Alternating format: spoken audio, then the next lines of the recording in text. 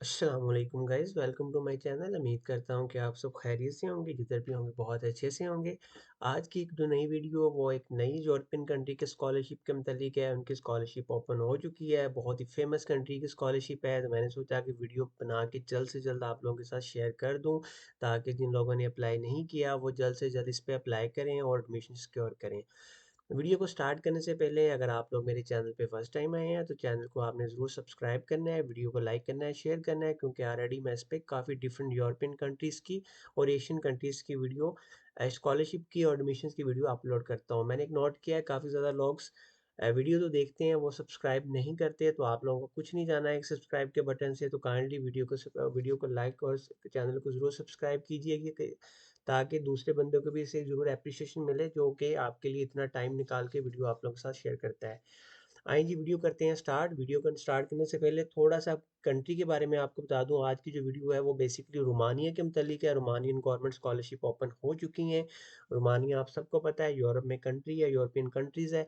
और उसके अलावा सबसे जो मेन चीज़ है वो 1 जनवरी 2025 से रोमानिया शेंजन का बाकायदा पार्ट बन चुका है। इसका मतलब ये है कि अगर आप लोगों के पास रोमानिया का वीज़ा आता है, रोमानिया आप लोग आ जाते हो, तो जो 28 और 29 कंट्रीज है शेंजन के, आप उनमें इजीली ट्रैवल कर सकते हो और कहीं भी मूव हो सकते हो। फ्यूचर में भी अपनी अपनी एजुकेशन के बाद भी और विद इन एजुकेशन भी आप लोग समर्स में या जब भी आप लोगों ने ट्रैवल करना हो तो आप लोग कर सकते हो, क्योंकि रोमानिया अब शेंजन का पार्ट है। तो सबसे पहले हम लोग स्कॉलरशिप के बारे में देख लेते हैं। इनकी मिनिस्ट्री ऑफ फॉरेन अफेयर की है, नॉन ईयू स्टूडेंट के लिए स्कॉलरशिप है रोमानिया की। सबसे पहले थोड़ा सा स्कॉलरशिप के बारे में पढ़ लेते हैं, स्कॉलरशिप में क्या क्या ये लोग देंगे और कौन कौन सी यूनिवर्सिटीज आती हैं। चलें जी, पढ़ लेते हैं स्कॉलरशिप के बारे में। सबसे पहले ये बता दें कि 121 डिफरेंट कंट्रीज के जो स्टूडेंट है वो इसमें 121 डिफरेंट कंट्रीज के लोग अप्लाई कर सकते हैं। रोमानिया के बारे में बताया हुआ है कि जो कि यहाँ का पैलेस ऑफ पार्लियामेंट है वो सेकंड लार्जेस्ट है यूरोप में और सॉरी वर्ल्ड में। ये बताया हुआ है कि यूनेस्को के वर्ल्ड हेरिटेज सेंटर है। इसके अलावा और भी काफ़ी चीज़ें बताई हुई हैं इन्होंने। और इसके अलावा ये बताया हुआ है कि शेंजन में आ गया है, ठीक है।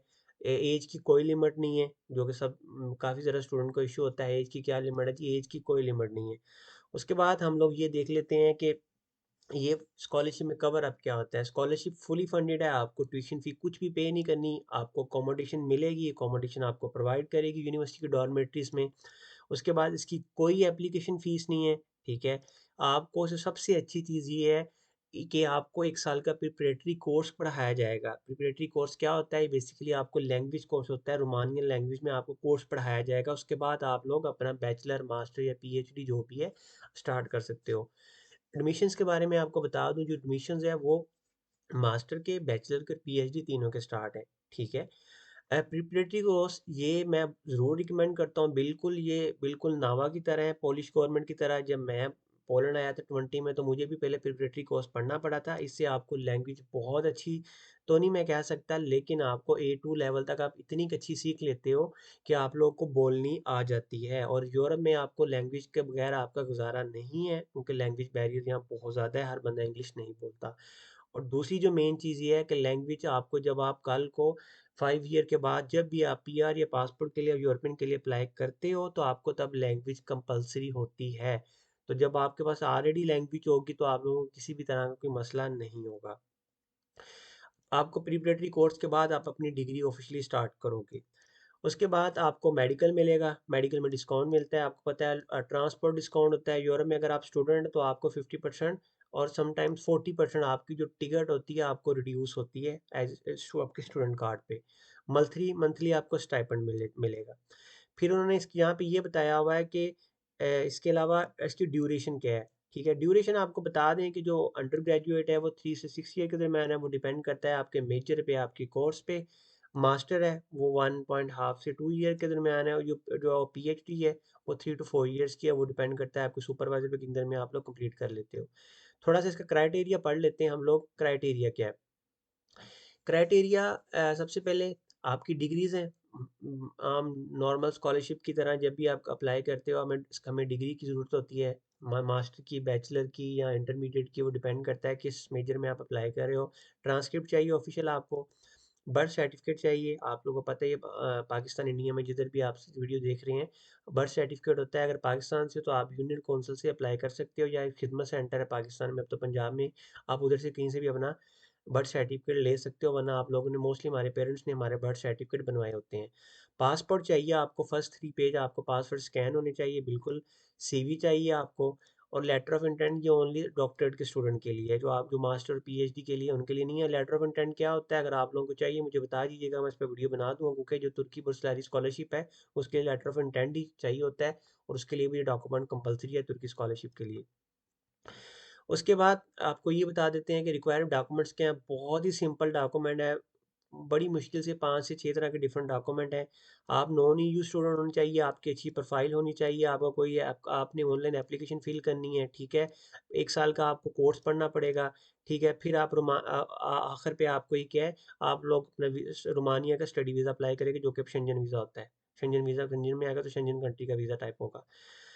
उसके बाद बहुत ही सिंपल स्टैम्प है। स्टैम्प ये है कि आपने पोर्टल पे जाके अप्लाई करना है, एप्लीकेशन फिल करना है, डॉक्यूमेंट को अपलोड करना है, और उससे इसकी स्कॉलरशिप के डेडलाइन से पहले, डेडलाइन क्या है वो 12 मार्च 2025 है। स्कॉलरशिप आज से स्टार्ट हो चुकी है। उसके बाद जो रिजल्ट है वो 30 जून को 2025 को रिजल्ट अनाउंस हो जाएगा। उसके बाद आप लोग वीज़ा वगैरह के लिए अप्लाई करोगे। वीज़े के बाद टिकट शिकट करवाते ही आपको अक्टूबर नवंबर तक आपका काम सारा हो जाएगा, और अक्टूबर नवंबर में आप लोग ट्रैवल करोगे। वीडियो को स्टार्ट करने से पहले थोड़ा सा मैं आपको डिफरेंट सिटीज़ और यूनिवर्सिटी के बारे में बता देता हूँ कि इसमें कौन कौन सी यूनिवर्सिटीज़ हैं। मैंने कुछ यूनिवर्सिटी की लिस्ट भी निकाली है।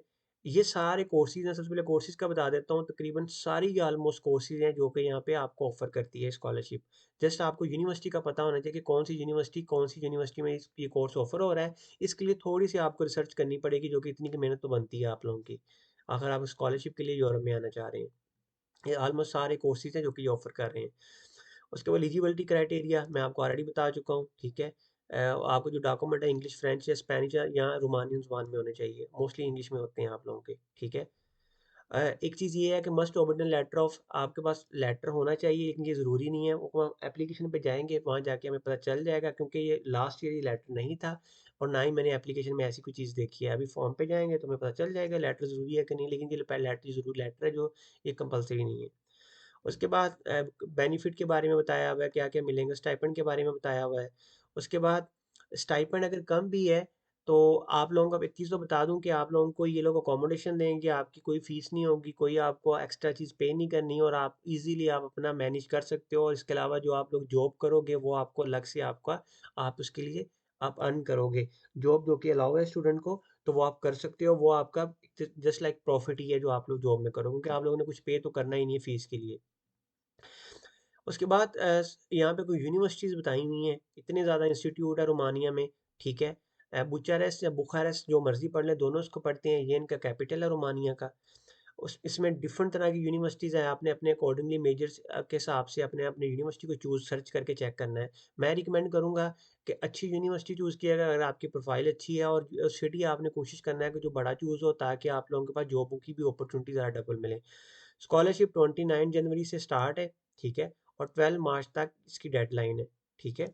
उसके बाद नीचे रिजल्ट का बताया हुआ है, और उसके बाद ये बताया हुआ है कि सारा कुछ बता दूँ कि ठीक हो गया जी। सबसे पहले मैं यूनिवर्सिटियों का बता दूँ कि मैंने अपनी अपनी अपनी रिसर्च के अकॉर्डिंग कुछ यूनिवर्सिटियाँ निकाली हैं। ये टॉप बेस्ट यूनिवर्सिटीज़ है रोमानिया की। तो अगर आप लोगों की प्रोफाइल अच्छी है, तो आप लोग सबसे पहले इन यूनिवर्सिटी को ज़रूर प्रेफर करें। अगर नहीं है तो फिर आप दो बाकी यूनिवर्सिटियों को देख सकते हैं। जब हम लोग पोर्टल पे अप्लाई करेंगे, तो हम मैक्सिमम 2 यूनिवर्सिटी को चूज़ कर सकते हैं। तो आपने पहले सर्च करके रखना है कि इस यूनिवर्सिटी में, फॉर एग्ज़ाम्पल कोई बंदा साइकोलॉजी डिपार्टमेंट का है, तो उसको उसने पहले सर्च करके रखना है कि इस यूनिवर्सिटी में क्या साइकोलॉजी का कोर्स ऑफ़र हो रहा है? अगर हो रहा है तो ठीक है, आप लोगों ने पहले इसको रख लेना है।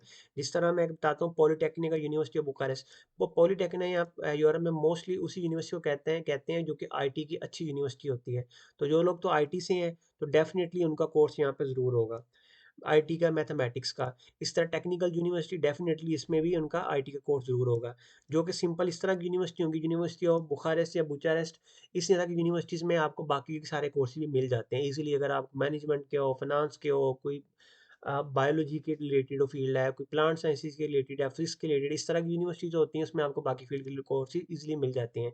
इस तरह की फील्ड की यूनिवर्सिटी मिल जाती हैं, लेकिन इस तरह की जो यूनिवर्सिटीज़ होती हैं वो ज़्यादा पॉलिटेक्निका पॉलिटेक्नी टेक्निका पॉलिटेक्निकल जिस तरह की यूनिवर्सिटीज़ होती हैं ज़्यादातर आई टी के मतलब फेमस होती हैं। उसके बाद मैंने सिटीज़ के बारे में लिस्ट निकाली है, जो कि टॉप 10 फेमस सिटीज़ हैं जो कि स्टूडेंट के लिए बेस्ट हैं, जहाँ पे जॉब की अपॉर्चुनिटीज़ ज़्यादा है। ये सारे यूनिवर्सिटीज़ वो हैं, सॉरी सिटीज़ वो हैं। ठीक है जी, वीडियो करते हैं स्टार्ट। सबसे पहले मैं मेन पेज पे आ गया हूँ। उस पेज का जो लिंक है इसका मैं नीचे आपको डिस्क्रिप्शन में दे दूंगा। मैंने इस पर क्लिक किया है, आप इस पर भी चेक कर सकते हो कि क्या डेडलाइन है, 12 मार्च है। मैं इस पे अप्लाई नाउ पे क्लिक करता हूँ। अप्लाई नाउ पे क्लिक करने के बाद मुझे इस मेन पेज पे ले आया है। अगर आपके पास अकाउंट नहीं है, मैंने बोला जी मेरे पास तो अकाउंट ही नहीं है, मैं इधर आ गया हूँ। सिंपल आपका नेम, सर नेम, ईमेल, उसके बाद आपका पासवर्ड, वेरीफाई पासवर्ड, और आपने ये कैप्चा लगा के जब इस पे क्रिएट एन अकाउंट पे क्लिक करना है तो आपको इस तरह की एक ईमेल रिसीव हो जाएगी। जब इस तरह की आपको एक ईमेल आएगी तो इस तरह का आपको एक छोटा सा अ, एक पासवर्ड भी सेंड करेंगे जो टेम्परेरी होगा। आपने इस पासवर्ड को कॉपी करके मेन पेज पे आके आपने वहाँ पेस्ट करके वेरीफाई करना है, तो ईमेल आपकी वेरीफाई हो जाएगी। मैंने ऑलरेडी अपनी ईमेल को वेरीफाई किया हुआ है, अकाउंट बनाया हुआ है, तो इसलिए मैं मेन पेज पे आता हूँ। मैं इसको कर लेता हूँ लॉगिन। लॉगिन करने के बाद इस जगह पे आपका आएगा स्टार्ट यूर एप्लीकेशन। मैंने ऑलरेडी स्टार्ट थोड़ी सी की है, तो इसलिए आप मेरा रिव्यू यूर एप्लीकेशन आ रहा है। जो जो लोग फर्स्ट टाइम आएंगे उनका यहाँ पे स्टार्ट यूर एप्लीकेशन आएगा। इन सारा नीचे प्रोसीजर भी बताया हुआ है उन्होंने। एप्लीकेशन फिल करना है, अपलोड करना है, यूनिवर्सिटी चूज़ करनी है, रिव्यू करें, वेट करें और मानिए में आपने पहुंच जाना है। ये सारा उन्होंने नीचे प्रोसीजर बताया हुआ है। चले जी, मैं फॉर एग्जांपल कहता हूँ स्टार्ट योर एप्लीकेशन। मैंने इस पर क्लिक किया है। क्लिक करने के बाद फर्स्ट पेज आपका ऐसा आएगा। यहाँ पे आपने ऑलमोस्ट सारों को चूज़ कर लेना है, लेकिन फिर भी आपने तो पढ़ लेना, लेकिन ऑलमोस्ट सारी चूज़ होने मैंने कुछ पढ़े हैं, ऑलमोस्ट सबको हमें यहाँ पे चेक करना पड़ेगा। चेक करने के बाद मैं इसको आई अंडरस्टैंड पे क्लिक करता हूँ। क्लिक करने के बाद वो मुझे इस तरह मेन पर्सनल इन्फॉर्मेशन के पेज पे ले आया है। मेरा फर्स्ट नेम पूछ रहा है, लास्ट नेम, मेरा फादर फर्स्ट नेम, मेरी मेरी मदर का फर्स्ट नेम। ठीक है।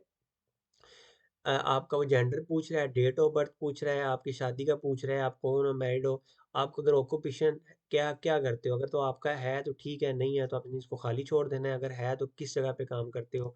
मैंने भी अपनी कंपनी का नाम और अगर कोशिश करेंगे कि आप आगे सिटी का नाम और कंट्री का नाम लिख दें, अगर आप लोग पाकिस्तान में काम नहीं कर रहे। फॉर एग्जांपल कोई बंदा दुबई से या किसी और कंट्री से अप्लाई करता है, फॉर एग्जांपल मैं ये लिख देता हूँ। मैंने कंपनी का नाम लिखा और ये लिख के मैंने सेव एंड वेरीफाई पे क्लिक किया। सेव एंड वेरीफाई पे क्लिक करने का मकसद ये है कि मेरा डाटा जो है वो सेव हो गया है, ये चेक कर लें आप। वरना आप इसको नेक्स्ट भी कर सकते हैं। नेक्स्ट मैं इसलिए नहीं रिकमेंड करता कि अगर आपका ब्राउज़र वगैरह किसी गलती की वजह से बंद हो जाता है तो आपका डाटा सेव रहे। उसके बाद वो पूछ रहा है आपका कंट्री ऑफ बर्थ क्या है, पाकिस्तान था, सिटी क्या था, मेरा सिटी का नाम लिख दिया। इधर उन्होंने लिखा हुआ है अगर आपके पास वैलिड पासपोर्ट नहीं है तो आप नीचे वाली इन्फॉर्मेशन अपने नेशनल आईडी कार्ड के अकॉर्डिंगली आपने यहाँ पे चीज़ें फिल करनी है। मैंने फिर भी इसको फिल करके इसलिए आप लोगों को बताया ताकि आप लोगों को पता चल जाए। कंट्री मेरा पाकिस्तान था, पासपोर्ट का या मेरा आईडी कार्ड का नंबर फॉर एग्जांपल ये था, उसकी उसकी वैलिडिटी कब से स्टार्ट हो रही है और कब पे एंड होनी है।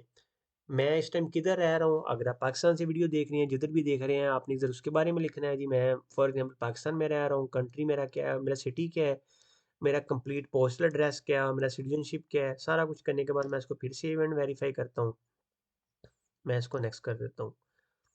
नेक्स्ट करने के बाद मैं अपलोड वाले पे आ जाता हूँ। वो सबसे मुझे पूछ रहे हैं कि आप किस में पढ़ना, आप किस मकसद के लिए आ रहे हो। आप मास्टर में अप्लाई करना चाह रहे हो जी, आप बैचलर में, बिल्कुल आप बैचलर में भी अप्लाई कर सकते हो। ये बैचलर वालों के लिए भी अपॉर्चुनिटी है, बैचलर वाले लोग भी इसमें अप्लाई कर सकते हैं। और अगर आप लोग मास्टर में आ रहे हो, मैं कहता हूँ जी मैं तो मास्टर में आ रहा हूँ, तो मैंने मास्टर चूज़ कर दिया है। वो पूछ रहे हैं कि आपने प्रिपरेटरी कोर्स लेना है जी, बिल्कुल लेना है। ये हर बंदे के लिए प्रिपरेटरी कोर्स लेना कंपलसरी है और मैं आप लोग को रिकमेंड भी करूँगा कि आप लोग लो। क्योंकि अगर आप लोग ये नहीं लोगे तो एक तो आपको आपके पास वीज़ा एक्सटेंड करने का ऑप्शन है, क्योंकि 1 साल तो आपका प्रिपरेटरी कोर्स है, फिर 2 साल का मास्टर, 3 साल तो आप पक्के हो यहाँ पे। उसके बाद फिर आपको ज़ुबान भी आ जाएगी, आपको यूनिवर्सिटी इसमें पे भी करेगी, हर चीज़ मिलेगी। तो प्रिपरेटरी कोर्स आपने लाज़मी लेना है। अगर आप नो करते हो तो वो बोलेगा जी नीचे सर्टिफिकेट अपलोड करो, अगर आपके पास ऑलरेडी की प्रिपरेटरी कोर्स है, उसमें नीचे सर्टिफिकेट आपसे माँग लेगा। तो इसलिए मैं इसको यस ही करूँगा जी, मैंने तो प्रिपरेटरी कोर्स लाज़मी लेना है। जैसे प्रिपरेटरी कोर्स का मतलब है लैंग्वेज कोर्स। वो पूछ रहा है कि आपके बैचलर के ग्रेड कितने थे? ये देखें, वो नीचे नीचे यहाँ पे लिखा भी हुआ है। आप क्या परसेंटेज थी? मैं कहता हूँ जी मेरी 85% थी। या हमें सीजीपीए के पीछे लिखा होता है आपके ट्रांसक्रिप्ट में, मोस्टली आप लोगों ने देखा ही होगा। ठीक है, आप लोगों ने चेक कर लेना है। मैं कहता हूँ मेरी वो जो ग्रेड थी बैचलर की वो 85% थी।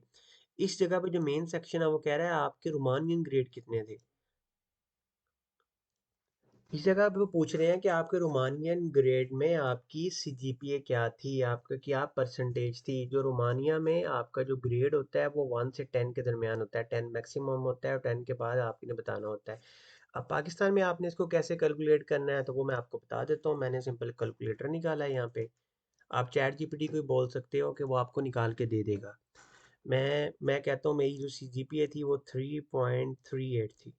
ठीक है, मैंने इसको डिवाइड किया है आउट ऑफ कितनी थी मेरी, आउट ऑफ मेरा 4 थी पाकिस्तान में। मैंने इसको आउट ऑफ 4 किया तो मेरी जो परसेंटेज है वो ये आ गई। इसको आपने 10 से मल्टीप्लाई कर देना है। 8.45 आपकी, आपका आउट ऑफ 10 आपकी वो बनी है। तरीका मैंने आपको बता दिया है, सीजीपीए कितनी थी आउट ऑफ टोटल करना है और मल्टीप्लाई बाय आपने 10 कर देना है। इस तरह आपकी वो आपकी सीजीपीए रोमानियन ग्रेड के मुताबिक निकल आएगी। वरना आप चैट जीपीटी से बोलेंगे, चैट जीपीटी भी आपको ऐसे निकाल के देगा। उसके बाद वो पूछ रहे हैं कि आपका डिप्लोमा कहाँ से इशू हुआ था। बिल्कुल, मेरा जो बैचलर ही पाकिस्तान से था तो मैंने यहाँ पे पाकिस्तान चूज़ किया अपने हिसाब से। हमने चूज़ करना है, इसको कह रहे हैं सीवी अपनी अपलोड करें। फॉर एग्जांपल जी मैंने अपनी सीवी अपलोड कर दी है। ठीक है, पीडीएफ में चाहिए और 4 MB से ज़्यादा नहीं होनी चाहिए और लिखा भी हुआ है।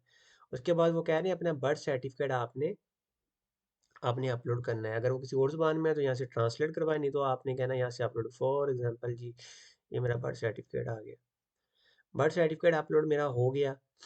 एक तो ये कि मैंने आपको लास्ट टाइम भी बताया था कि आपने मैंने तो जस्ट आपको समझाने के लिए इसका नाम चेंज नहीं करता। आपने प्रॉपर प्रोफेशनल वे में इसका नाम लिख के आपने प्रॉपर वही नाम लिखना होता है, बर्थ सर्टिफिकेट जो भी है।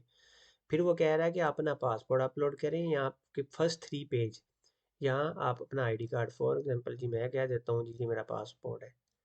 फॉर एग्जांपल जो समझाने के लिए ये मेरा पासपोर्ट है। पासपोर्ट के बाद वो कह रहे हैं अगर आप लोग शादीशुदा हैं, अगर डिवोर्स हैं, जो भी है उसका प्रूफ लें। फॉर एग्जांपल अगर आप लोग शादीशुदा हैं, ये मेरा मैरिज सर्टिफिकेट है। इन केस नहीं है तो आपने इसको खाली छोड़ देना, ये ज़रूरी नहीं है। उसके बाद वो कह रहे हैं कि आप यहाँ पे अपना हाई स्कूल का डिप्लोमा, अगर आप लोग मास्टर में अप्लाई कर रहे हैं तो इस जगह पे आप अपना इंटरमीडिएट की डिग्री अपलोड करेंगे। ठीक है, मैं कह देता हूँ जी मेरा ये मेरी इंटरमीडिएट की फॉर एग्जांपल डिग्री है। उसके बाद वो कह रहे हैं ट्रांसक्रिप्ट अपलोड करें। मैं एक चीज़ बता दूं, पाकिस्तान में हमारी जो इंटरमीडिएट की डिग्री होती है वो ट्रांसक्रिप्ट भी कंसीडर होती है, वो हमारी डिप्लोमा भी, क्योंकि हमें एक पेज सा मिलता है बोर्ड की तरफ से। लेकिन अगर आप लोगों को याद हो तो हमें एक रिजल्ट कार्ड भी स्कूल की तरफ से मिलता होता है। तो मैं आप लोगों को यही रिकमेंड करूंगा कि इस जगह पे आपने वो बोर्ड वाली डिग्री अपलोड कर दें, इस जगह पे ट्रांसक्रिप्ट में आप लोग ये भी अपलोड कर सकते हैं अगर आप लोगों के पास नहीं है। वरना इस जगह पे आप रिजल्ट कार्ड अपलोड कर दें। होती दोनों सेम चीज़ है, बस उनका थोड़ा सा पेपर का फ़र्क होता है। जो बोर्ड वाले की तरफ से मिलती है वो थोड़ा सा अच्छा पेपर होता है, और जो मैं स्कूल देता है वो जस्ट एक नॉर्मल पेपर होता है। बाकी मार्क्स वगैरह स्कूल हर चीज़ सेम होती है। तो इस जगह पे आप ट्रांसक्रिप्ट की जगह वो अपलोड कर सकते हैं।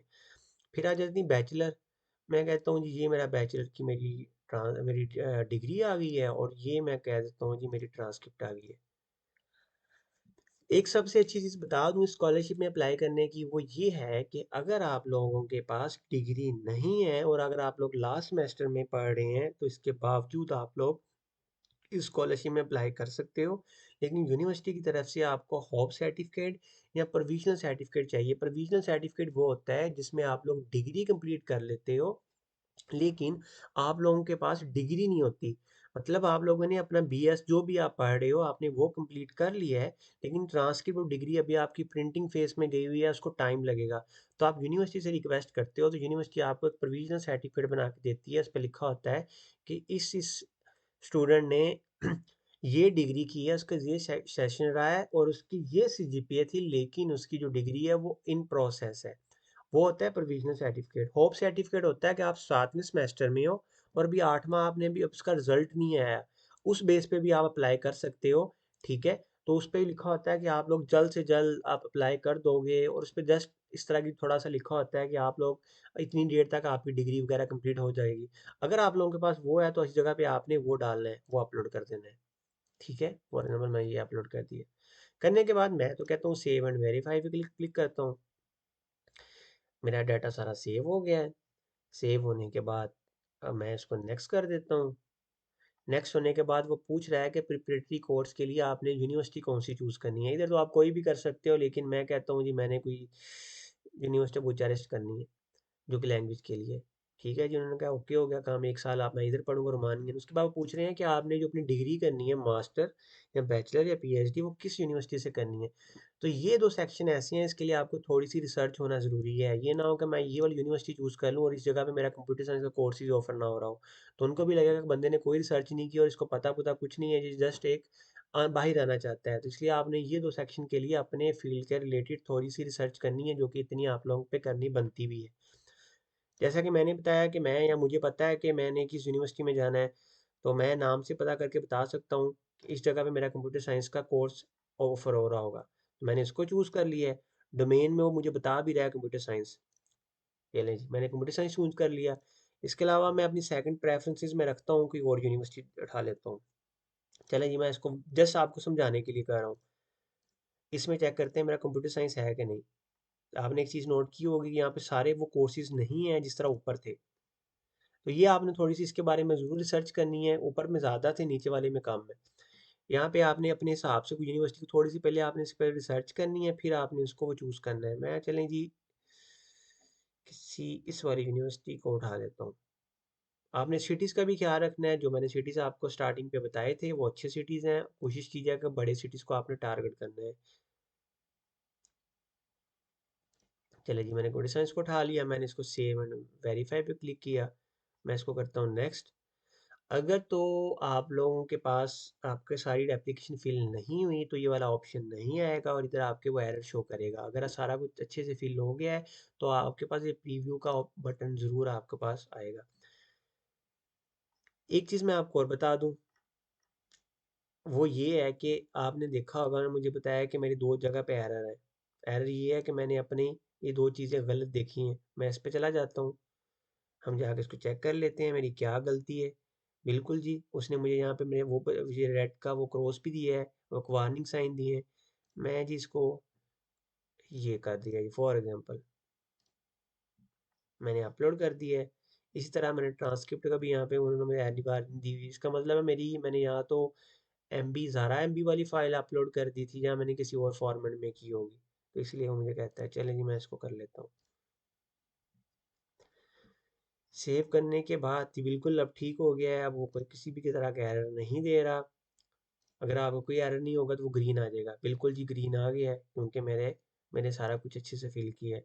सारा कुछ आपने एक दफ़ा यहाँ पे अपने डॉक्यूमेंट्स को चीज़ों को वेरीफाई करने के बाद वो यहाँ पे मैसेज भी कर रहा है, कंग्रेचुलेशन आपकी एप्लीकेशन आपने ऑलमोस्ट सारी फिल कर ली है। मैं इसको अंडरस्टैंड पे क्लिक करता हूँ। क्लिक करने के बाद मेरे पास बटन आ गया सबमिट के। जैसे ही मैं सबमिट के बटन पे क्लिक करूँगा, मेरी एप्लीकेशन सबमिट हो जाएगी और मुझे एक ईमेल भी रिसीव हो जाएगी।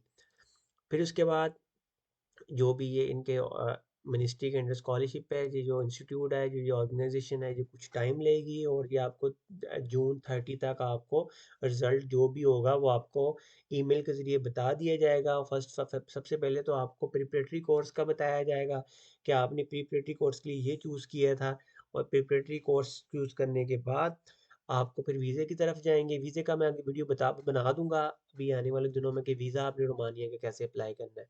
वीज़ा अप्लाई करने के बाद फिर आप रोमानिया जाएँगे, प्रिपरेटरी कोर्स पढ़ेंगे 1 साल के बाद, फिर आप मास्टर स्टार्ट करेंगे और मास्टर के बाद जो भी होगा आप कभी जॉब की तरफ जाएँगे। ये तो थी कंप्लीट वीडियो, आप रोमानियन गवर्नमेंट स्कॉलरशिप के लिए कैसे अप्लाई कर सकते हैं, मास्टर, बैचलर, पीएचडी तीनों के लिए।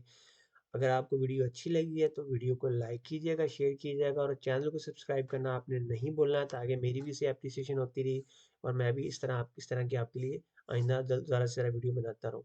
मिलते हैं फिर नेक्स्ट वीडियो में। Bye bye.